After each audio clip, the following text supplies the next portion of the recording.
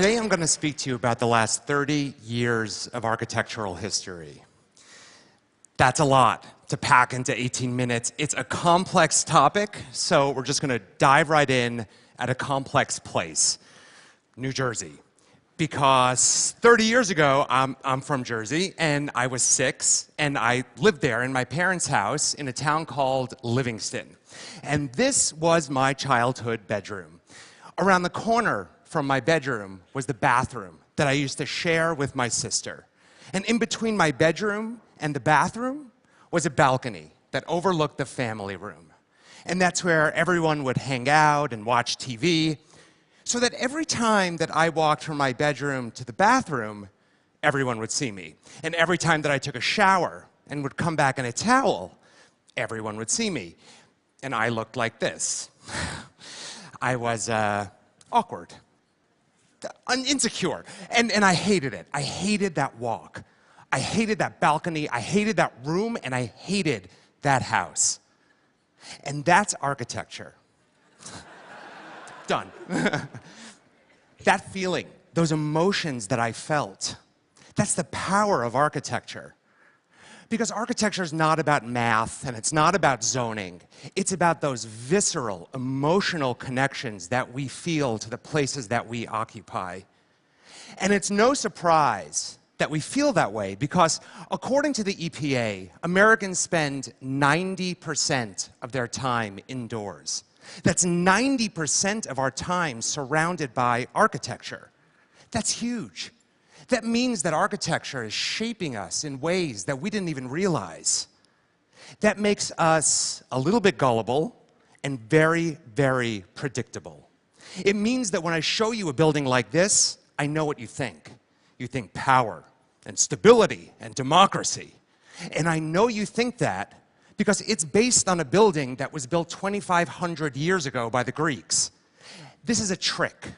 This is a trigger that architects use to get you to create an emotional connection to the forms that we build our buildings out of. It's a predictable emotional connection. And we've been using this trick for a long, long time. We used it 300 years ago to build banks. We used it in the 19th century to build art museums, and in the 20th century in America, we used it to build houses. And look at these solid, stable little soldiers facing the ocean and keeping away the elements. This is really, really useful, because building things is terrifying. It's expensive. It takes a long time, and it's very complicated.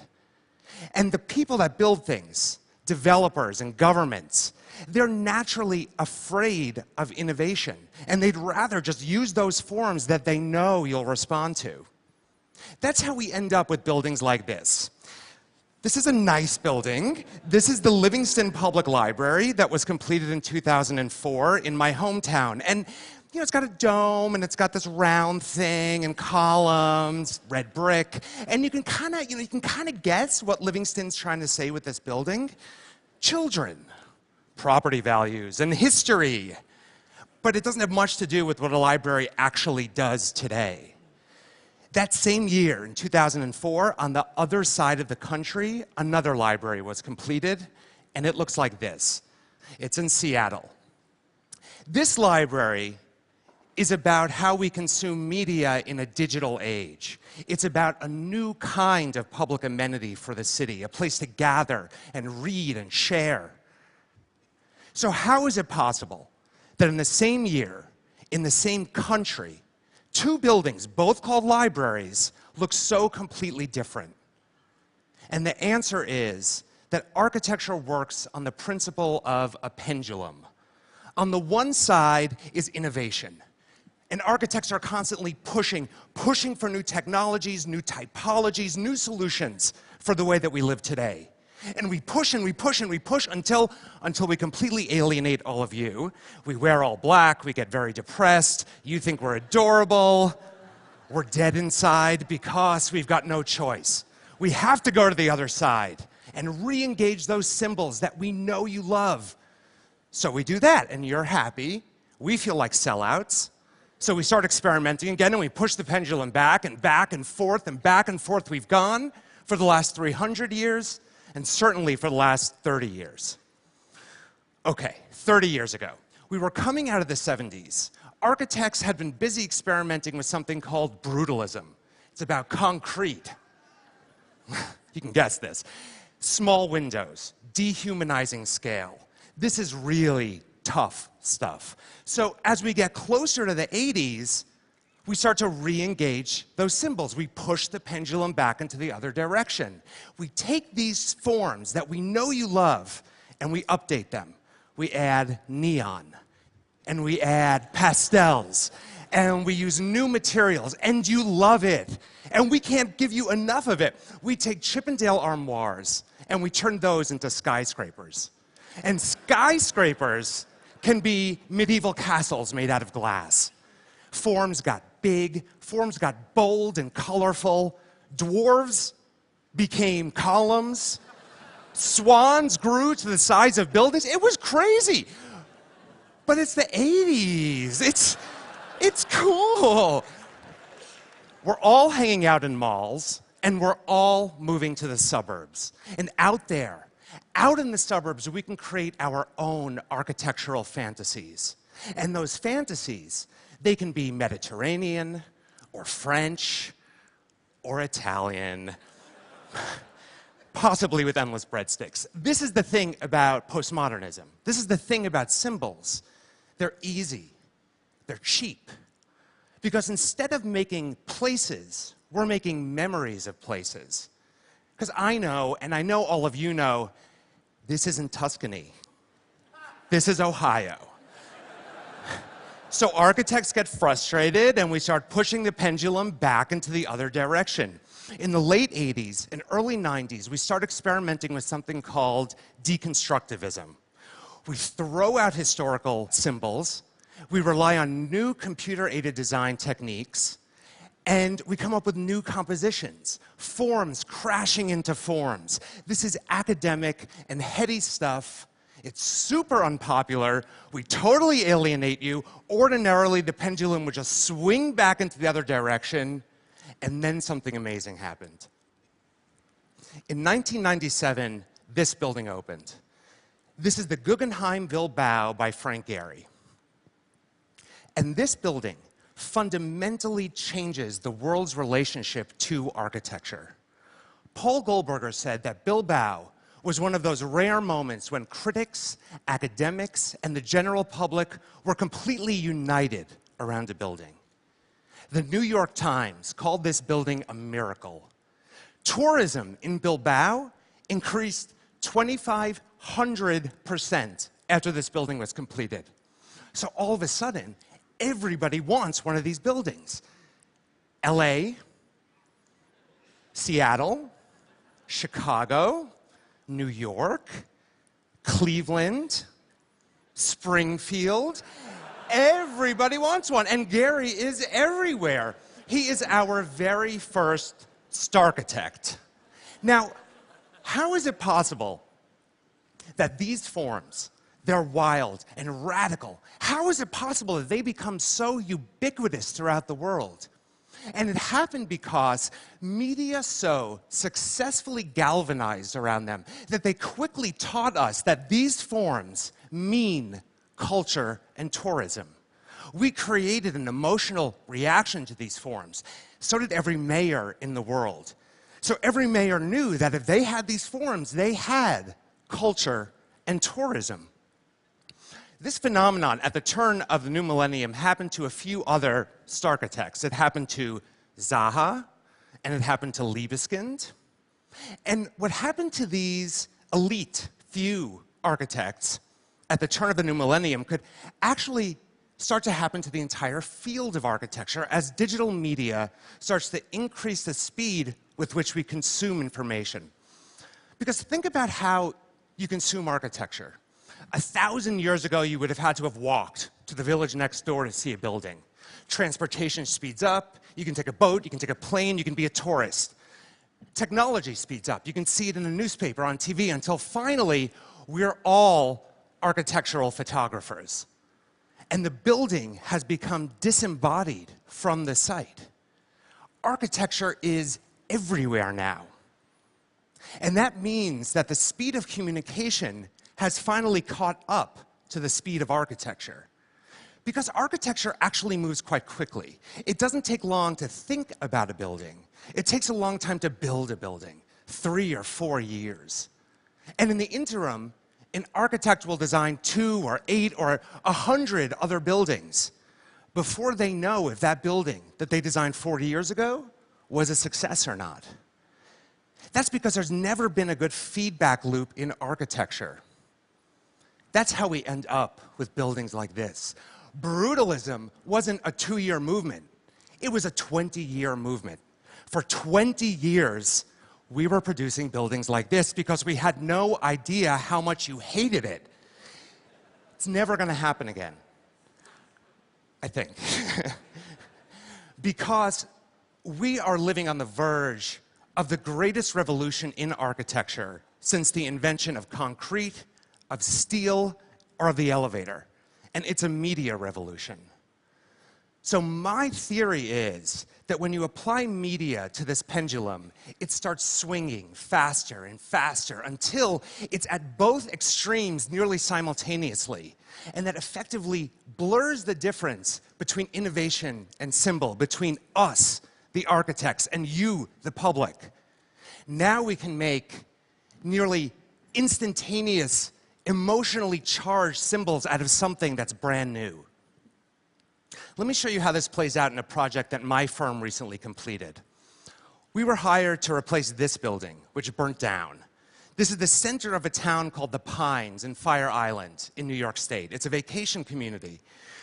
We proposed a building that was audacious, that was different than any of the forms that the community was used to. And we were scared, and our client was scared, and the community was scared. So we created a series of photorealistic renderings that we put onto Facebook, and we put onto Instagram. And we let people start to do what they do, share it, comment, like it, hate it. But that meant that 2 years before the building was complete, it was already a part of the community. So that when the renderings looked exactly like the finished product, there were no surprises. This building was already a part of this community. And then, that first summer, when people started arriving and sharing the building on social media, the building ceased to be just an edifice, and it became media.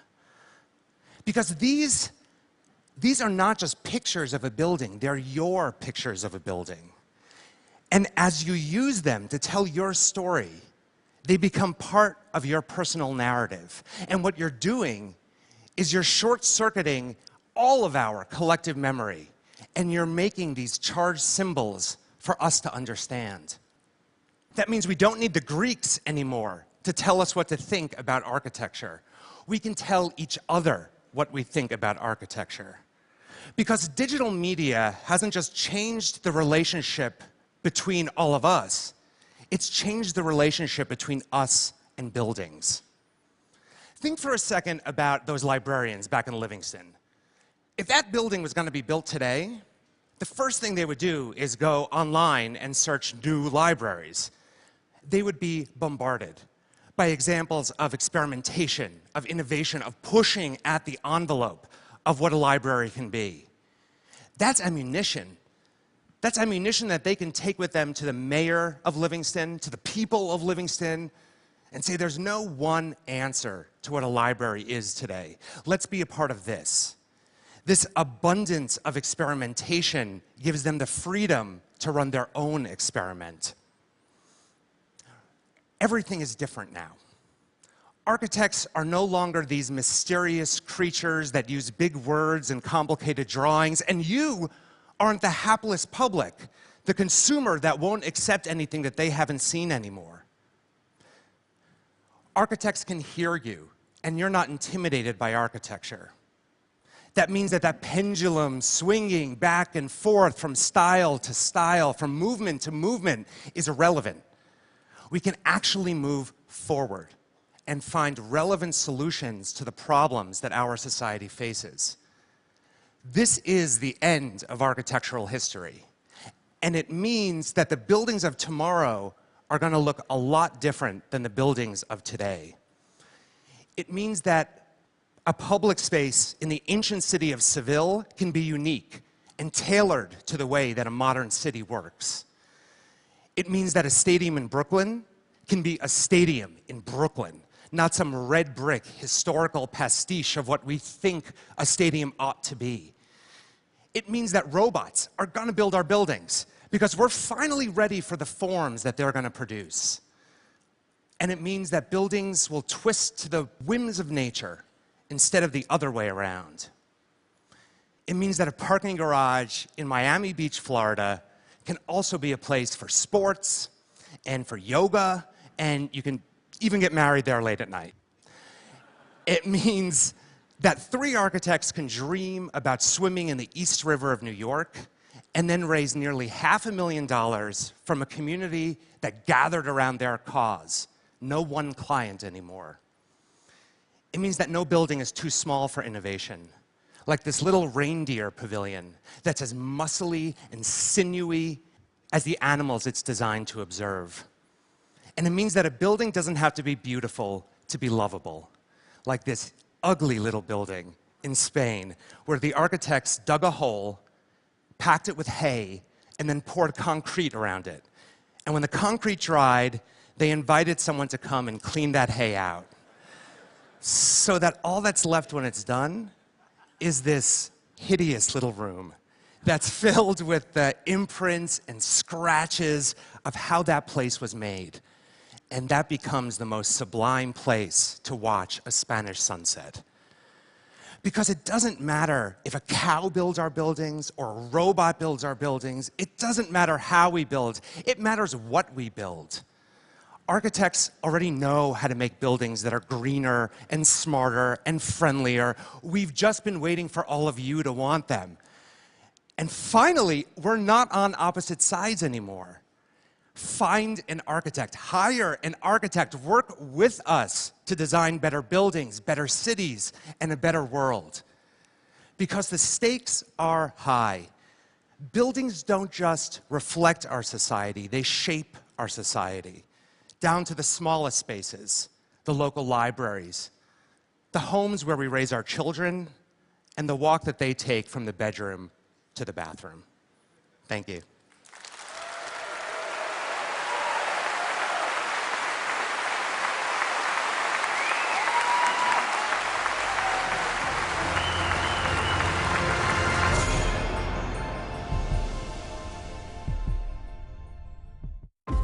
Look in all the dictionaries.